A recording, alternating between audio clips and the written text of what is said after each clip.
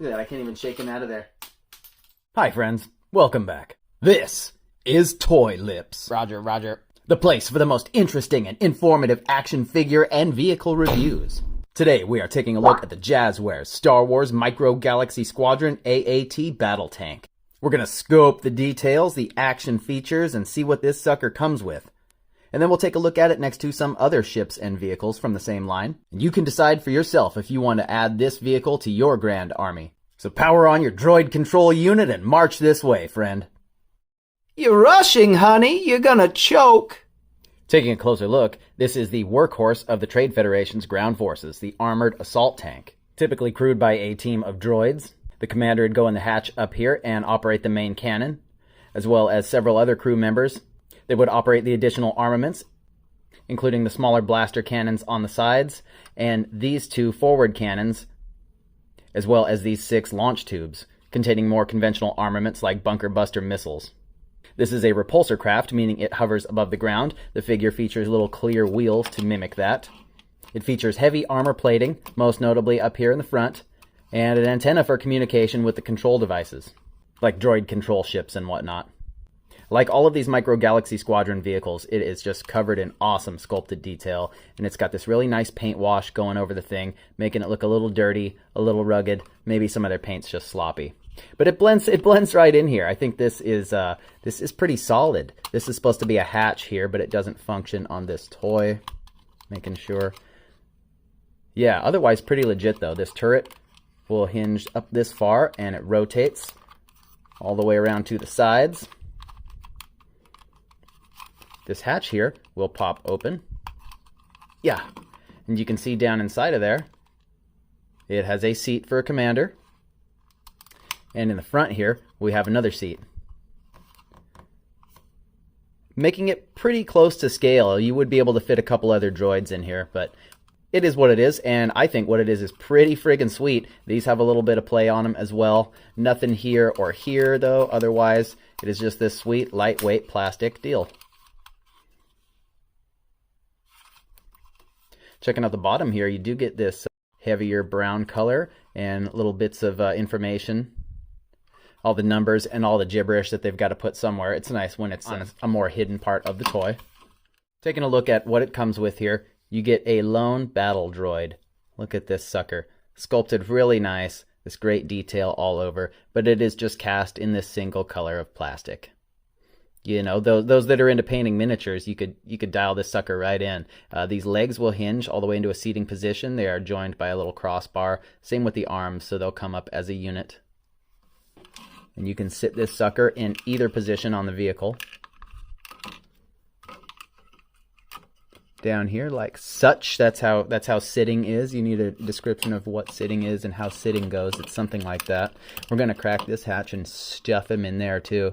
He's just going to kind of stand though, and he'll be able to run all the way down. And looking real good, sticking his head out of there. You can just sort of shut him in. No, you can't because he's sticking up too far. You just gotta shove him a little, his gooey little legs, his gummy little legs, and he'll port right into there. Friend? Making sure it's not hanging up on him. Yeah, no, perfect. And he remains relatively unmolested. So we're not just floating in space here. This guy is 3 inches tall to the top of the antenna, and the little figure is 1 1/8 inches. Show them, Peter. That's not the best angle. 1 1/8 inches. Checking it out next to some other ships from the Jazwares Micro Galaxy line. We have the Republic gunship featuring a crew of clones, as well as Obi-Wan's Jedi Starfighter and Master Yoda's Jedi Starfighter. You can find videos of me touching at least a couple of those right here on the channel. Go there, you should. Woo-hoo! And here's our friend next to the Imperial Troop Transport, the AT-ST, the Speeder Bike, and the Rebel Snowspeeder. The obligatory X-Wing and TIE Fighter. Also from Jazwares, World of Halo! The 4-inch stuff, we have the Banshee and the Gun Goose. Yeah, the Deer Goose. Also, you know what? Yeah. Check this out. I forget who made these, but they're like a little micro machine style. They definitely They fit pretty well scale-wise with these little like 1-inch figures, but this is a drop pod with articulated pod. So if you have any of those or can find any of those, it's another random space jam that might be in scale. Here it is next to Rocket's ship from the first Guardians of the Galaxy movie, as well as the Dragon Zord from Mighty Morphin Power Rangers, both from Hasbro. From McFarlane Toys, we got that DC Multiverse Batmobile we got that one time. And a horse. Okay, check it out. Summing it up here at the end. I like the details on these things. Just in general, every one of these, I like the work that goes into the sculpt. They're going to reuse some where they can, paint up special versions of them, you know.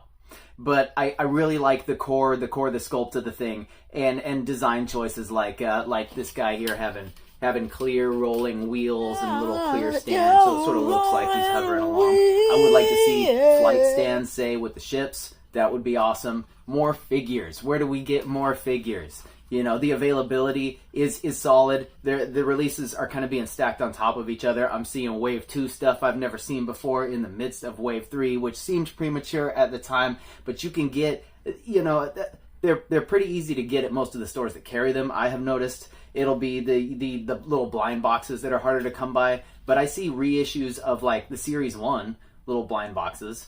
You know, often they'll be picked clean by the time you get there, but you know what I mean. They're making some kind of effort with that, which is rad. All the little features on them, that's what puts it over the top for me, that it does stuff, you know what I mean?